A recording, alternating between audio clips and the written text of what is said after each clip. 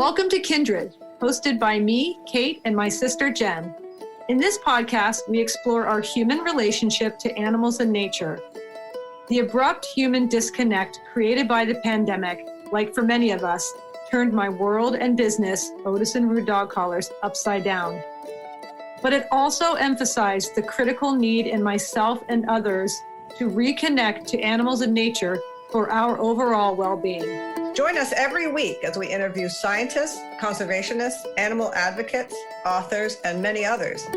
In connecting to our world, we also connect to compassion, empathy, and understanding. How can we see ourselves as not separate from animals and nature, but as a part of an active ecosystem?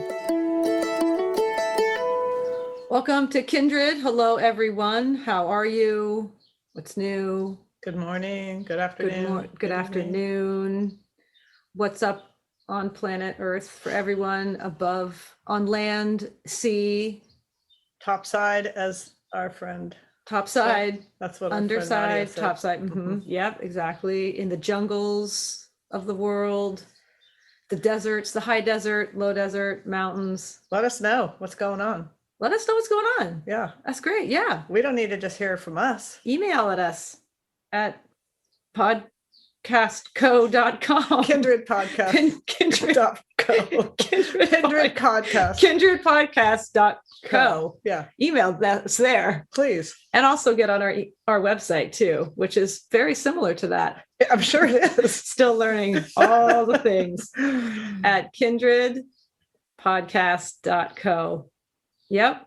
That's the ones. That's definitely it. But yeah, email us. Don't call us because we don't have a hotline yet. No. A 1-800 call Kate and Jen about the turtle crossing they saw this morning and how cute that was. Somebody on a podcast I listened to talked about I don't know the platform, so this is like telling a bad joke because I can't remember, but like they can do a voice memo. People can call and leave a voice memo on. Let's do that. The website? I don't know. We're going to find it out, but yeah, that would be fun. We need a Kindred hotline. We do. And don't forget, if you do find a turtle crossing the road, take it the direction it's going. Yes. Don't turn him around the other way. No. 1, that's rude.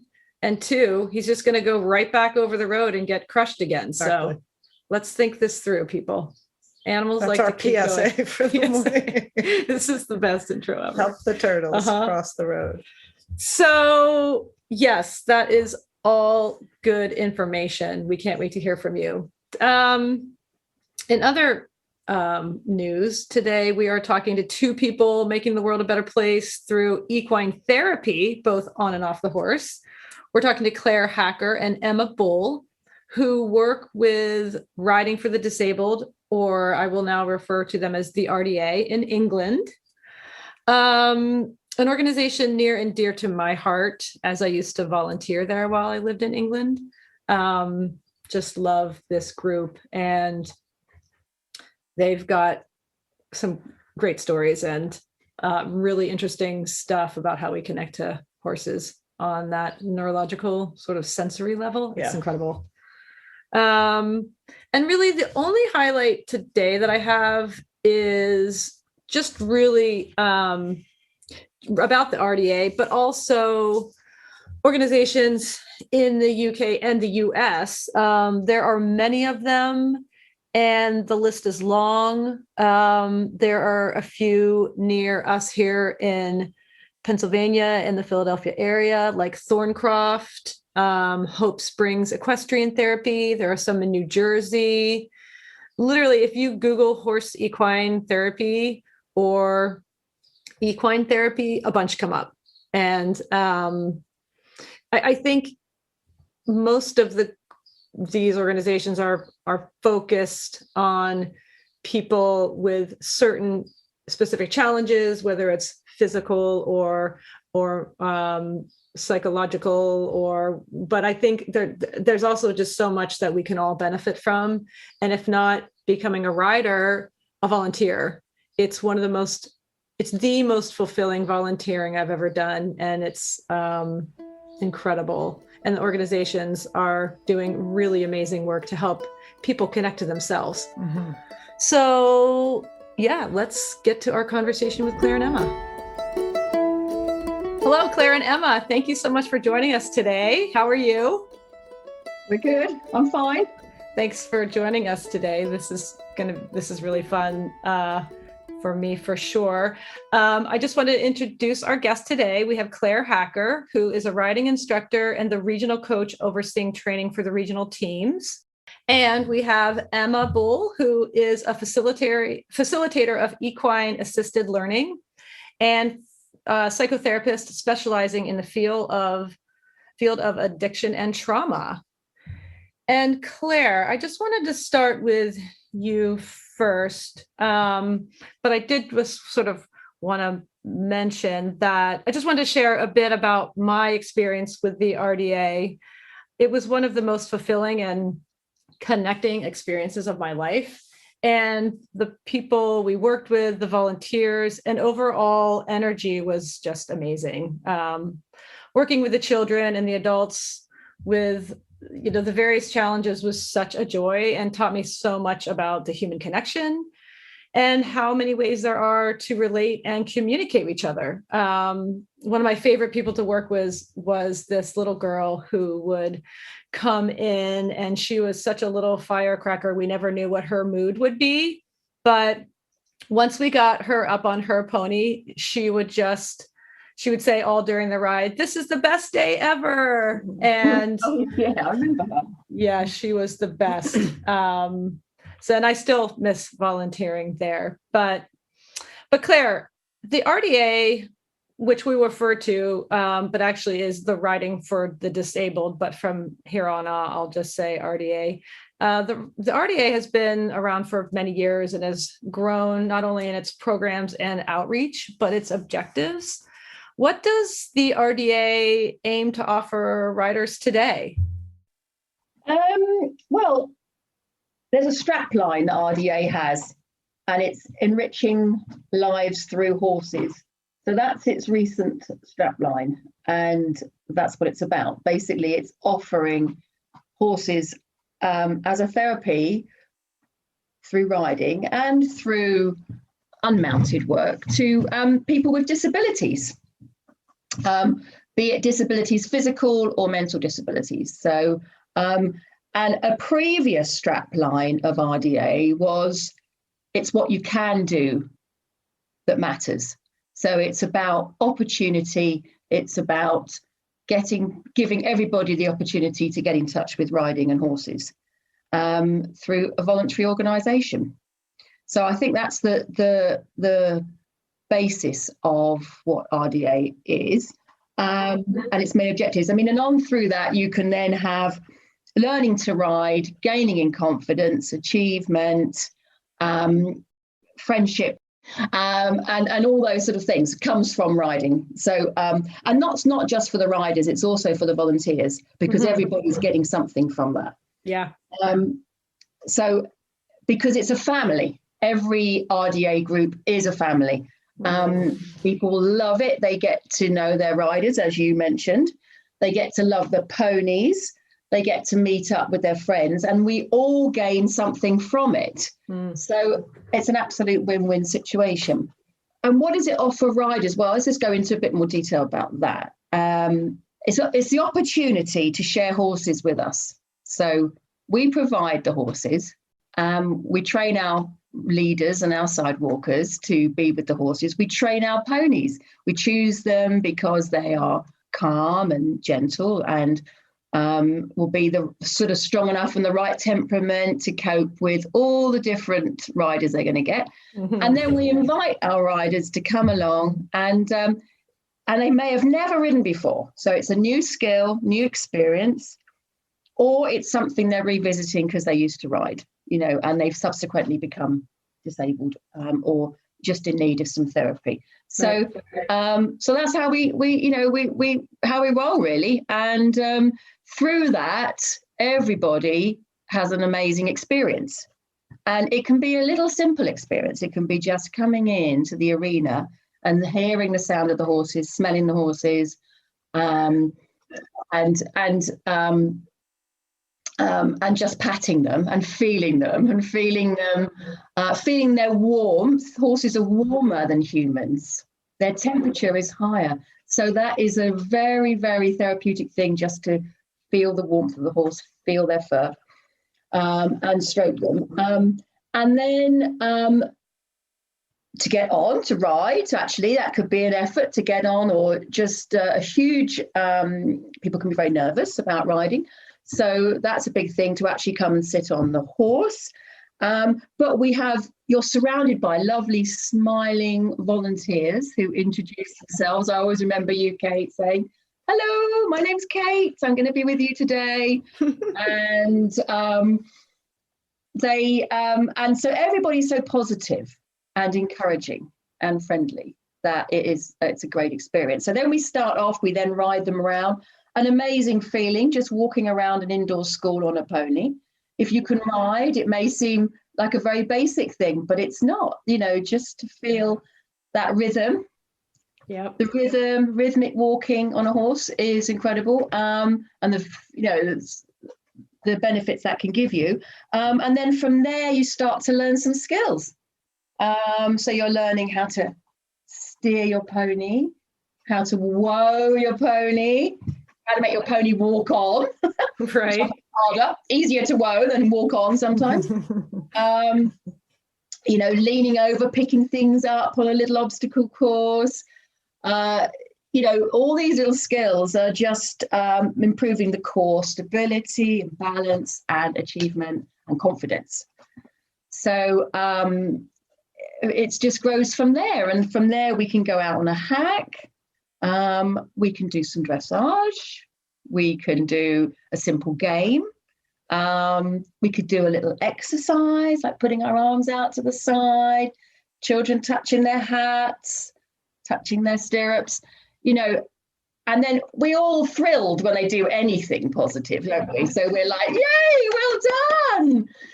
So they're constantly having affirmation that everything is wonderful, So it's a very positive experience. And I think that's why everybody tends to bloom in that environment. Yeah, I think it makes me well up with all these warm, happy, good feelings, because you're so right, Claire. It was just this wonderful, positive, joyful experience really every time a rider would get on the horse, and just such a lovely thing to see. Because you're right, riding a horse is not the easiest thing. You don't just get on a horse and ride it. And so to see, the bravery and the experience that riders have when they're nervous and they get on, and then the rhythm of the horse settles them in, and they've got confidence because they've got someone leading the horse and someone next to them, and you're talking or not talking and having that just lovely, warm experience. And like you said, going outside and playing some games and just having a fun time, and it can be a quiet time or it can be a happy, clappy time, but it really is just it is just that, that joyful time. I'm also, it must be challenging and inspiring working with the horses and riders. You've talked a little bit about what it's like working with the children and adults, and just tell us a little bit more about the benefits and the effects you see or feel during the ride. Like, what is sort of happening between, what is the evolution of a rider from the first ride to maybe 10 rides later? I think to start with, we got the rider on and we walk away. So first of all, it's the physical feeling of the horse moving. And if you walk around the arena a couple of times, you can see the rider start to relax. So they might be, to begin with, thinking, oh, what's going to happen to me? I mean, we know that our ponies are very safe, but they don't. So we're just learning to relax into the movement. So, and that can be when you've got very atrophied legs, they're very tight. Perhaps somebody's got some cerebral palsy, or they're stiff, or they're autistic and they've got all sorts of things going on in their mind. So just by walking around, I think we start to come to a little bit of a center. We calm down, the rider calms down. Often the sidewalkers are chatting to them. if they want to be chatted to. And so we create a calmness, and that starts to build the connection with the pony. And I think we can do that a lot often when we go out for our hacks, because then we're out in nature, we're out in the fresh air, we're looking, hearing the birds, we're looking at the trees, and it's not too intense for the rider. And they, to begin with, they're just sitting there as a passenger, enjoying the pony. And then gradually we start to give them a few things to sort of engage their mind, and perhaps take them away from what they're thinking and just come back to what we're doing. Okay, so we're going to learn a little skill now, which is we're going to hold the reins, and we're going to make our ponies stop. I think that's the first thing when we start with some simple instructions of stopping and starting. Right. Is that we're actually starting to put up a bit of a skill. And I can see it in the children when they actually stop. You say, right, I want you to stop your pony between these two poles. Right. And we count down, 3, 2, 1, whoa. And the pony does it. And they go, oh, and you'll say, and you go, well done. And then they pat their pony. Right. And they pat their pony. So it's an achievement. And I think from there, their confidence grows. You can see them start to look at you. Perhaps they're frightened. They might be concentrating on their pony, but then they'll start to, as an instructor, look towards you. What are we going to do next? Yeah. What's the next thing? What can we do now? And then we might give them another little thing, Mm-hmm. And I mean, this is a particularly noticeable in trot. When you ask somebody to stand up in their stirrups to start with, right? And you start, and you put their arms out to the side, and they're balancing there, and you're like, oh my God, no hands. Right. Yeah. That's a great feeling. So that confidence is growing, the strength is growing, and they're not having, it's a sort of it's a way to have positive experience quite easily, because the ponies provide that. The bravery and then the confidence that comes from asking a person who's never been on a pony or a horse to stand up in their stirrups is kind of amazing, and put your hands out. I mean, that's a big deal. So I think that's amazing. Another thing I just wanted to say, Kate, as well, which is that when the rider has actually finished their ride, and we've come to the end of our lesson, and we come and line up, and then they pat their ponies, and we sort of say, love your pony, maybe give your pony a hug. Yeah. And then they get down and they dismount. And every time the pony always looks around. Do you remember that? They always look around at their rider that's got off. Yeah. And we say, look, go to the front, and they go to the front of their pony, and stroke their nose and look into their eyes. And that is a wonderful moment. And all the horses do it for the rider. It's amazing. So that's very special. They really do. And it is so special. And it is a rare moment where sometimes a child can make that eye contact. And to do that with an animal is just such a beautiful, beautiful thing. And that's such a gorgeous segue, Claire, to you, Emma. So Emma, I'd like to shift focus now and hear about your work with equine assisted learning. How amazing that we've been able to uncover these real working benefits to connecting with horses. Talk to us about the physical and psychological effects of horse observation, interaction, and handling on a person. Gosh, so much to talk about, but I think I might, like you said, that was a great segue from what Claire was saying, when the kids dismount and you feel that connection when the horse looks round to the rider, and it happens every time. So, and it's felt by the child, the horse, and anyone else who's watching, so the leaders or the facilitators of the RDA lesson. And I guess that's my area of interest, is that it's a very powerful thing. For me, ever since growing up, I've always been attracted to horses and very fascinated by them and very drawn to them. And I think there's something about that connection that, again, in my understanding now in the field of trauma and neuroscience, it's actually a fascinating subject, but don't want to get into too much of the science behind it. But I think physically, mentally, and emotionally, going to the RDA, so I'll keep it actually specific to the RDA, there's something about the space that's amazing. So you arrive and you're surrounded by nature and horses in a field and friendly people and very accepting. My feeling when I went to volunteer there was just like, you're welcome, you can do what you like, but just this is what we do, find your own way to fit in. So I brought with me training in equine assisted learning, and the focus of that training really is about being with horses. So it's less about doing. So Claire was talking a lot about the riding, but Claire also brought in lots of other elements, which for me is the area that I like to focus on, which is that just stroking a horse, smelling a horse, noticing that you're fearful around the horse, that all of those small examples have effect on your physical, your mental, and your emotional body. So some might come with a really high level of fear.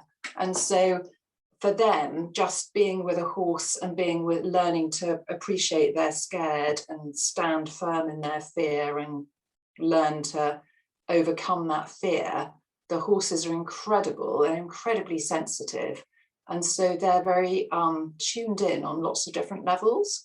So I think that's what fascinates me, is that a horse can pick up, a horse is a prey animal rather than a predator. And a horse's system is so finely attuned that it can tell if there's a predator, say a lion or whatever, in its radar, which would be, hundreds of feet away. It can tell whether that predator has a full or an empty stomach. So horses are very, very tuned in and very sensitive. What I find is incredible is that very often people that I work with might suddenly experience emotion around a horse or get a lot of feelings that come up. And the horse somehow tunes into that and works a kind of magic. And being a therapist, if I'm working and I'm just talking to somebody and somebody's expressing emotion, it's just incredible how the horse responds to that interaction. And it's really difficult to explain without being there. But I think that's what Claire and I realised, is there was lots of overlap. And as we talked more, we noticed various things. And particularly after lockdown, we noticed that actually the horses really benefited from a break. We could see they were tired of lots of work, and that actually having a break, they looked physically, the horses looked different. And then we had more time to spend with them. And so in that stillness, we could develop much more of a relationship with the horse and get to know their needs and their funny little sensitivities that you don't have the time to pick up when you're busy running a lesson. And so what the RDA suggested is that I ran some sessions, and we ran them together for the volunteers during lockdown, really just to observe and get to know the horses better. Mm-hmm. So we did lots of just sitting in a room, and suddenly I'd get some horses in and I'd let them off their halters, and they're like, jeepers, what's going on here? And then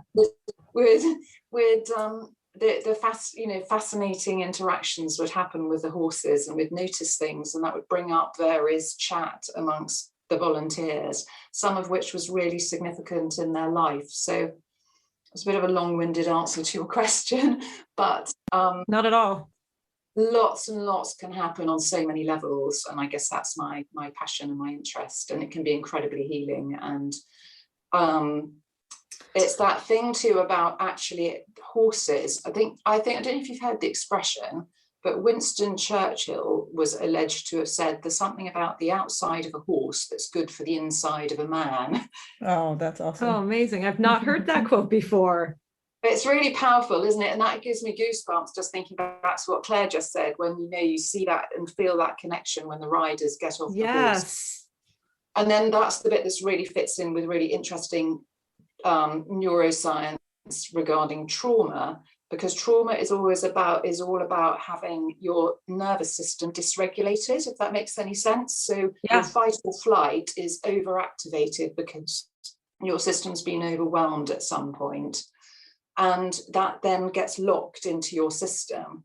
And what horses can really help you do is learn how to get to know your inner self, learn to feel, and Claire described that in lots of what she said, is it's an internal thing where you suddenly feel and you think differently, and the horse's nervous system is very compatible with ours. So it's really incredible how actually just standing by a horse, our two nervous systems are talking to each other. Riding a horse is another dimension of that, and just being in their presence is another dimension of that. And the incredible sensitivity, I could give so many stories, but just through thinking and feeling and having an intent, horses can pick up on that. And when you start to feel that, we've probably all felt that, and it sounds weird to say it, but you know it when a horse knows, you know when you're tuned into a horse, and then that's again the most incredibly illuminating and energizing experience. That's incredible. I'm a little blown away. So it's how amazing, and we've talked, Jen and you and I have talked about this before, where organically a horse is set up neurologically, and all the rest, and we're set up in a certain way, and that when we come this organic sort of bringing together of two species, I'll say, instinctually know how to read each other on a neurological level is just mind-blowing to me. And the fact that without any words or our bodies and all of us animals know how to actually instinctually interact with each other. I think a lot of us humans have lost that.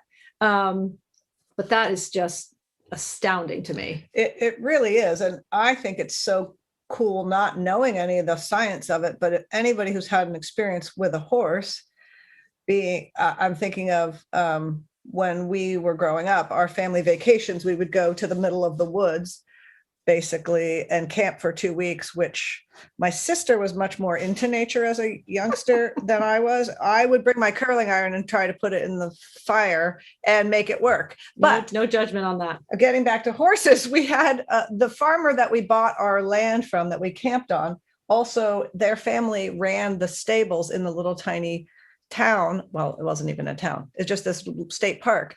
And we, to kill the time, would go down there, and these kids thought it was the best. The family's kids thought it was great because we would work at the stables basically all day long for nothing because it was something for us to do. And I know now, looking back, that my anxious young self was there because the smell of the horses, the smell of the stall, the feel of their skin, the listening of their breathing changed me and made me feel better about my life. And I've seriously, this is like, try not to cry about it. I didn't know anything about horses. I'd never been on a horse. I didn't even want to ride them. I just wanted to muck the stalls. I wanted to lead them to the trough to get a drink. I wanted to be in their presence, and the calming and safety and groundedness that came from that. I didn't even know that it was happening, but it was happening. Yeah, right. And that's the incredible work that you're doing, Emma, with equine assisted learning, is that there are all of us can benefit from this. Yeah. All of us can have these experiences. Well, that leads me to the question for you, Claire, is what is one or two of your most inspiring stories from working at the RDA? Well, I've got two. One that leads actually very similar to, links in with what Emma was just saying, which was about our pony called Mr. Blue, who was little 13-2 skewbald, gorgeous, quite a feisty little character that we had at RDA. He was my favorite. He was very clever, wasn't he? And could be naughty, but was also brilliant. But he wasn't usually used for the very sort of slightly more high maintenance riders. this little girl that came in. She was crying and upset, and nothing seemed to sort of calm her down. She was crying before she even came in the door. And it wasn't so much, it wasn't about the riding, because that wasn't a problem. She didn't mind getting on the pony, but there was something going on in her mind. And we had to use Mr. Blue because we didn't have any other pony to use. So he came in and we got her on, and you could have probably put her on anything. It didn't necessarily need to be a pony at that time. It could have been a camel or a zebra or something, but it didn't really matter that it was a pony. And we walked off and walked around, and Mr. Blue's ears were kind of flicking backwards and forwards, because this is not somebody who doesn't normally deal with these children. And he was trying to take it all in, and she was crying, and we kept all going around, and we were walking. We did a few stops and starts, walk woes and walks on, because that helped to try to sort of bring her back to the present moment, bring her back to here now. What are we doing? We're riding a pony.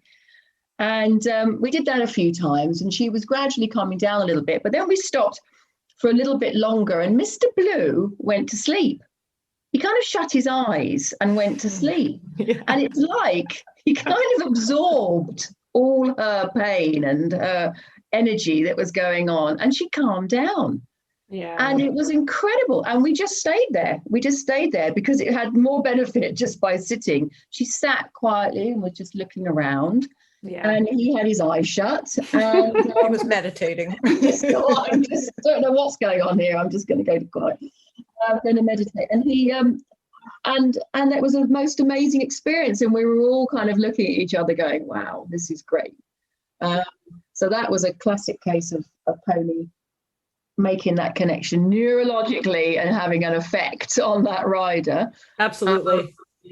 So that was one of my ones. And then the other one was, I suppose in a way, a similar one, which is where we discovered the silent ride, quiet.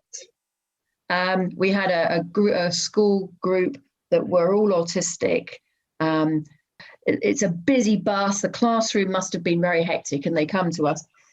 And we sort of put them on, and you're on the rider, on the horses and ponies, and they're walking around. And as an instructor, you're thinking, well, nobody's going to actually do what you want them to do, in the sense of let's go and pick up this beanbag, or let's go and do this.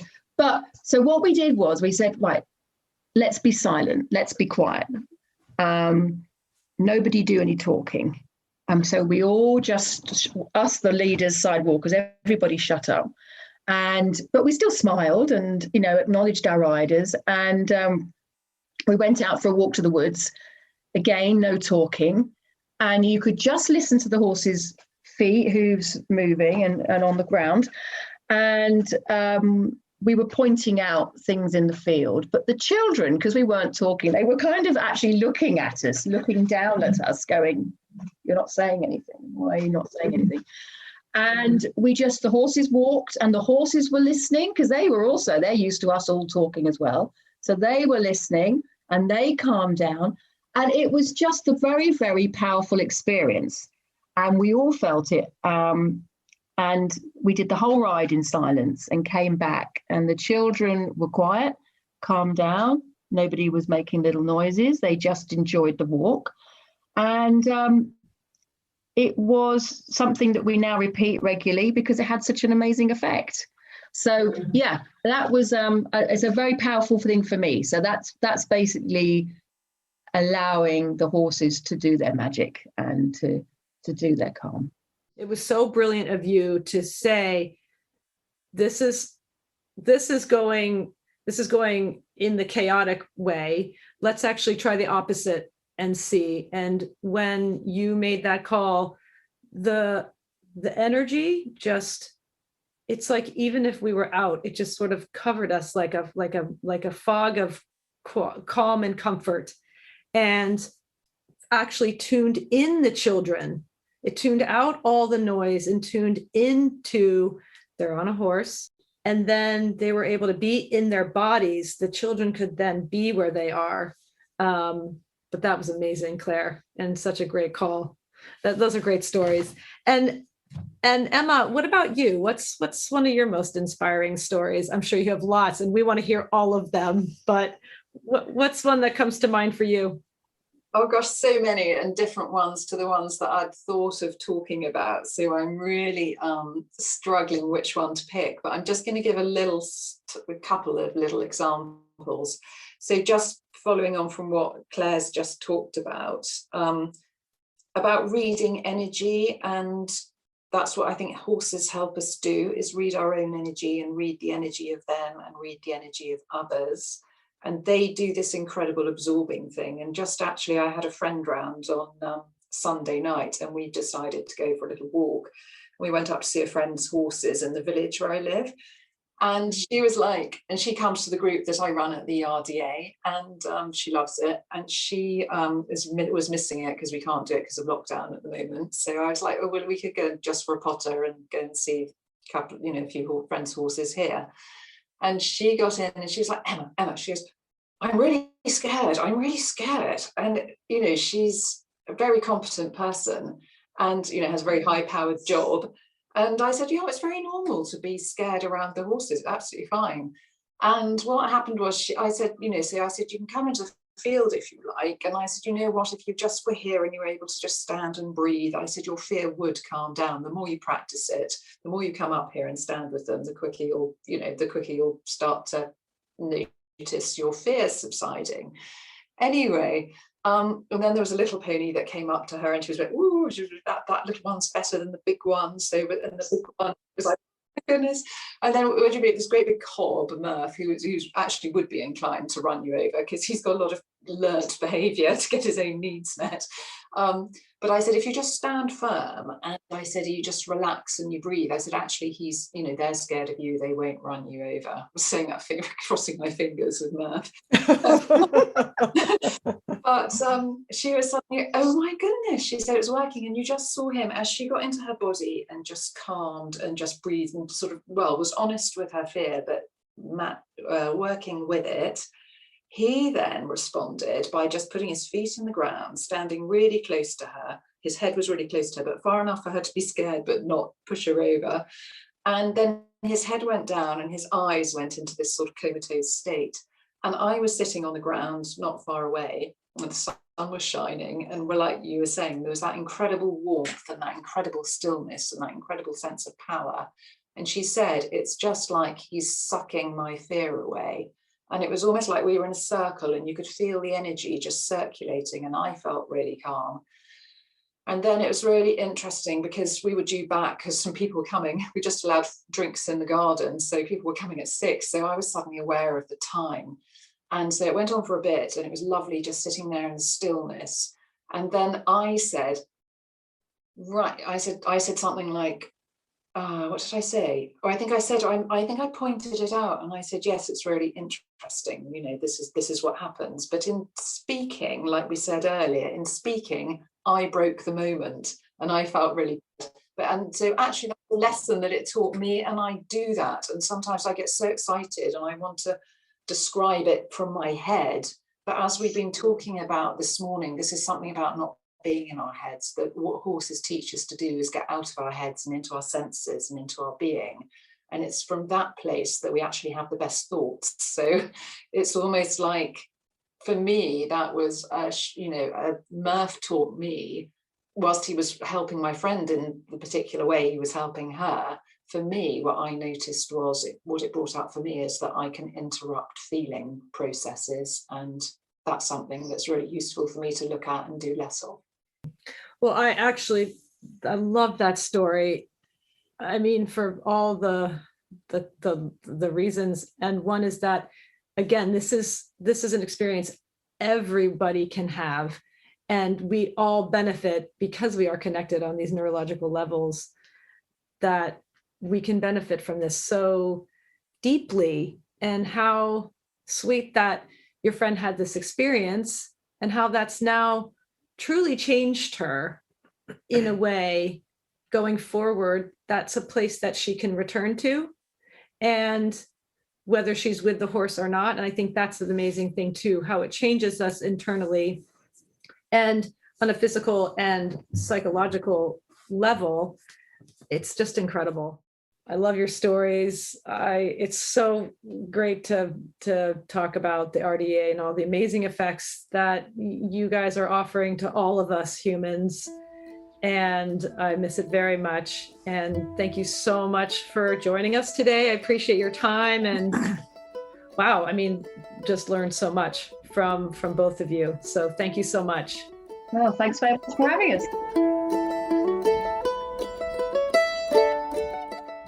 Hey guys, welcome back with talking about the amazing conversation we had with Claire and Emma. Obviously you could tell like it meant a lot to me. Yeah. I loved volunteering there. I still miss it. It changed my perspective on so many different things. I learned so much about horse behavior, their intuition, the connection that we have and can have with them, and the amazing effects that they have predominantly for me on children with autism, because that was basically who I worked with the whole time. And just the beautiful moments that we had with these incredible children and the way the horses reacted to them was just incredible. But what were your thoughts? What do you have? Well, I loved both of them instantly, and I could see why you loved working there. And I felt like what they both had to say was so powerful. And I loved listening to Claire and just thinking about the whole mission of the RDA and how it was set up and why it was started, and that people are learning that, you know, the benefit of animals and people working together. And especially I especially loved thinking of these children and how she talked about how from the beginning, you know, if they just get there, they're already getting praised for doing a great job. And, you know, if they put their arms, when she said they put their arms out to the sides, brilliant. And you have 3 people clapping for you. And just that, Yeah, especially for these kids whose life is so challenging from the time they walk in there, this gets me emotional, that it's all about helping them to feel good and helping them to take tiny milestones and feel successful. Yeah. And like you were saying,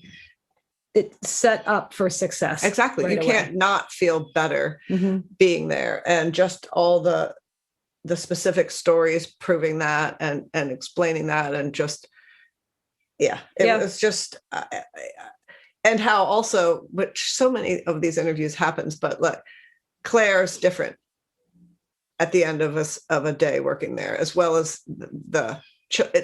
it's as therapeutic for her as it is for them. Absolutely. Like that whole thing too, how when we find these places where we find our way to connect, that everybody benefits always. There's nobody who's losing. Right. Absolutely. And that's a recurring theme, but this one, especially just for these little precious kids who life is a challenge every day. I just really appreciated that. Yeah. And it was the most incredible thing when a nonverbal child would come in and they would say a word for the first time. Can't imagine. It's just overwhelming. Yeah. And you are genuinely cheering for these children, and it's the most incredible exchange. And it's so, and even, you know, there are times where you're getting punched or spat at or kicked in the face. And it's just like, you just roll with it because it just doesn't matter. Yeah. It's not, and it is a beautiful moment when, like Claire was saying, the horses absorb this energy. Yeah. Really, there is real, and that leads us to Emma. Yeah. Right. Who you were like, I would like you to write a book and I'll read it. Yeah. Oh man. Yeah. So cool. It was so incredible to me. I was just really hit with the thought that animals are these intuitive beings. They can read our chemistry and our bodies. Like when she was talking about how they can tell if was it prey or us? Like a lion, a predator. Thank you. When a predator has a full stomach, up to a mile away or something like that. Yes. She said. Yeah. And then they tell the rest of the herd that, and everyone chills out and is okay. And it just made me really sit back and think, what are the instincts that I have that I don't have access because I haven't I haven't been told that feeling you're having translates to this. Right. So how it's all in me. I think it's in us to take care of ourselves. We get those feelings. You're like, I don't know if I should walk down that road, or that person is just giving me a vibe that just listen to your instincts because this is really real. It's made me want to investigate my own instincts more. And that was incredible. I just was blown away by that. Yeah. And I think that, we all know have all known people in our lives who are just horse crazy from young. And that fact that here again, science backs up what we already know, which is that like Emma said, our neurological systems work well together. Yes. Right. It's not just that little girls like ponies. No, it's actually, this is a connection between people and horses. Yep. What a beautiful thing that the RDA is offering, and the work that, Claire is doing, the work that Emma's doing with healing and addiction and trauma. Again, just people changing lives that are really connected to animals and nature and know on a deep level what is actually happening. So that was incredible to me. Absolutely. All the links for the RDA are going to be in our show notes, and you can find them on our website, and which is called kindredpodcast.co. So check them out. And if you're interested, go hang out with some horses and feel so much better. They're really sweet. They're not as scary as you might think, actually. Yeah. They're going to be incredibly grounding. So what an incredible interview with those guys. It really was. And thanks for joining us, guys. Lots of love. We will see you next week. Take care. Bye. Bye-bye. Kindred is hosted by me and my sister Jen, produced by Kat Gaddy and myself, sound production and editing by Dan Cooper, original music by Ellie Grace, and our Kindred artwork was created by Lindsay Coffin. Please subscribe, rate, and review wherever you listen to podcasts, and feel free to contact us through our website, kindredpodcast.co, where you can also find all our links to our socials and Patreon page.